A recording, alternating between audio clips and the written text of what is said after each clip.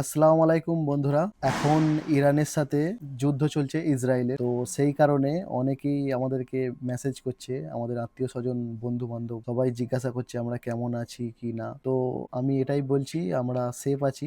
আর Dubai, Sharjah totally পুরোপুরি safe. যেখানে এই ঘটনাটা ঘটেছে তো ওটা আমাদের এখান থেকে অনেকটা দূরে, মোটামুটি ৩ ঘন্টা দূরে। তো দুবাই, শারজা, আজমান এইসব দিকে কোনো রকম কনফ্লিক্ট দেখা যায়নি। যদিও আবুধাবিতে একটু চলছে। আর এই যে মিসাইলটা পড়েছে এতে একজন মারা গেছে, এখন আপাতত নিউজ এসছে। বাকি যারা দুবাই থেকে দেখছো তো তারা প্যানিক হবার দরকার নেই, কোনো রকম চিন্তা করবে না, সবকিছু নর্মালি চলবে। আর এসব কিছু খুব তাড়াতাড়ি ঠিক হয়ে যাবে ইনশাআল্লাহ। আর যারা দেশ থেকে দেখছো, ইন্ডিয়ার লোকেরা, তারা খবর দেখে, ভুলভাল খবর দেখে বিভ্রান্ত ছড়ানোর চেষ্টা করো না। ভুলভাল বিভ্রান্ত করা হচ্ছে মানুষকে, উল্টোপাল্টা নিউজ ছড়ানো হচ্ছে। তো সকলকে বলবো যারা দুবাই থেকে দেখছো কি ইন্ডিয়া থেকে দেখছো, যে যেখান থেকেই দেখো, অবশ্যই অফিসিয়াল নিউজ ফলো করবে। অফিসিয়াল নিউজ ফলো করলে সবকিছু জানতে পারবে অফিসিয়াল ভাবে। যেগুলো গভর্নমেন্টের নিউজ অরিজিনাল, একদম ওই নিউজই ফলো করো সবাই।